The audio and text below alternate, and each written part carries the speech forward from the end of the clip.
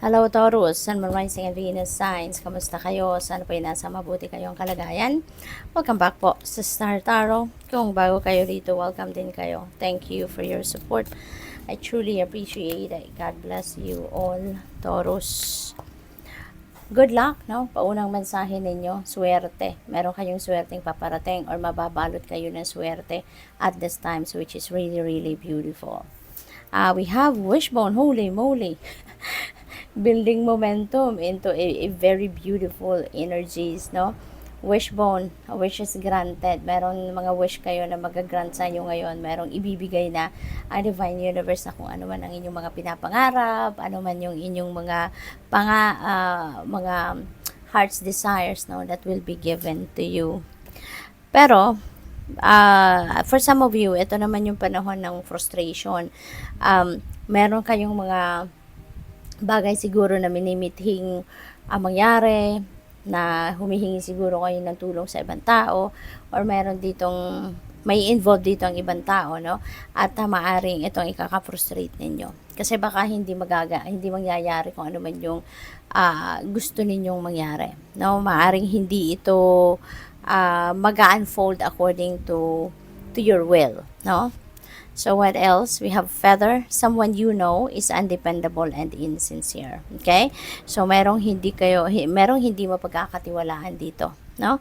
Maaring isang kaibigan, madidiscover mo ito sa ngayon na hindi pala siya mapagkakatiwalaan at hindi siya sincero sa'yo. No? So, maaaring ito yung ikaka-frustrate ninyo.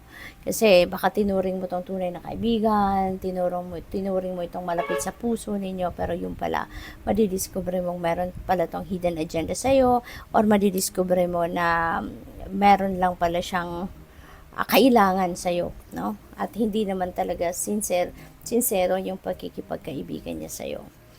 We have Scissors, disappointment and some affair. Yan. So, parang ito pa rin, no? Related pa rin ito dito. Taurus. But as much as possible, kasi, diba, like attracts like. So, these are negative energies. Kaya as much as possible, no? Tanggalin nyo na to as much as possible. Palawakin ninyo yung inyong isipan. And learn to understand and learn to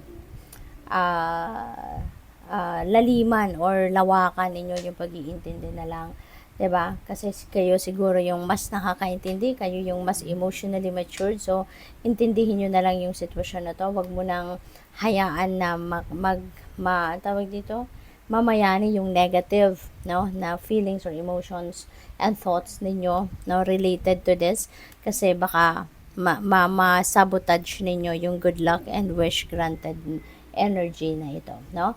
So, kasi negative energy, 'di ba, can sabotage the positive energy. Kaya para tuloy-tuloy ito, no, na dumating sa buhay ninyo, i-transmute ninyo yung negative energies na to into positive para hindi ito makaapekto, no, dito sa good luck energy ninyo. We have flag, do not be tempted to lower your standards. Okay? Do not be tempted. Kasi hindi kailangan. Huwag ninyong ibababa yung inyong sarili huwag ninyong ibababa ang inyong sarili para mapagbigyan ninyo ang ibang tao. Okay? Because kahit ano man ang gawin ninyo, kahit, diba, isakripisyo ninyo yung sarili ninyong kaligayahan, may mga tao talagang sadyang mahirap i-please kahit ano ang gawin ninyo. Kaya wag nyo nang itry, diba, na ibaba pa yung standards niyo para mapasaya ang ibang tao, kasi baka sayang lang, no? Baka sayang lang at hindi rin nila ma-appreciate yan. We have wealth. Wow, Taurus, napakaganda. Siswertehin talaga kayo. There is kayamanan na paparating, additional na pera, additional na material na bagay, no, ang dadating. What else? We have door, opportunities are waiting for you. Okay, merong mga oportunidad na paparating. And maaring isa ito, no? An opportunity for you to gain more money, 'di ba? Maaring ito na 'yon. So, ito yung mga naghihintay sa iyo or anything. Marami to opportunity. So, marami ang oportunidad na kakatok sa buhay ninyo at this time. Kaya good luck sa iyo. We have diamond, you will be receiving or giving a precious gift. Okay? So, meron kayong mga matatanggap, no, na regalo, isang magandang regalo or mahalagang regalo, or pwede rin na kung hindi man kayo ang tatanggap, kayo yung magbibigay, no? So, good luck sa iyo dyan. We have dog close-up, pleasure with a close friend, okay? So, maaari na meron ditong banding, no? Banding moment kayo ng kung sino man itong kaibigan ninyo. So, which is really good kasi it's also a time for pakikipag banding ninyo, you're gonna have fun, 'di ba? With this friend of yours, no? Catching up. So, which is good. And this could be with a woman, 'di ba? Baka yung kaibigan ninyo isa babae, no? Kaya maybe ito yung makakasama ninyo, ito yung tawag dito, makakabanding ninyo, pwedeng gano'n, no?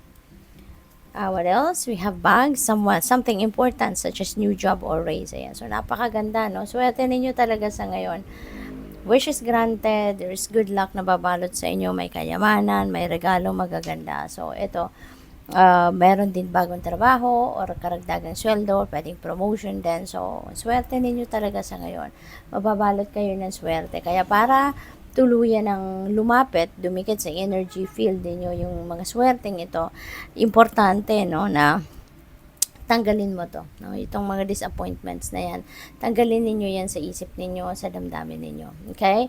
Focus on what is positive para positibong, yung magaganda at positibong energies dito yung lumapit sa inyo, okay? So, good luck. Thank you for watching Love and Light. Namaste.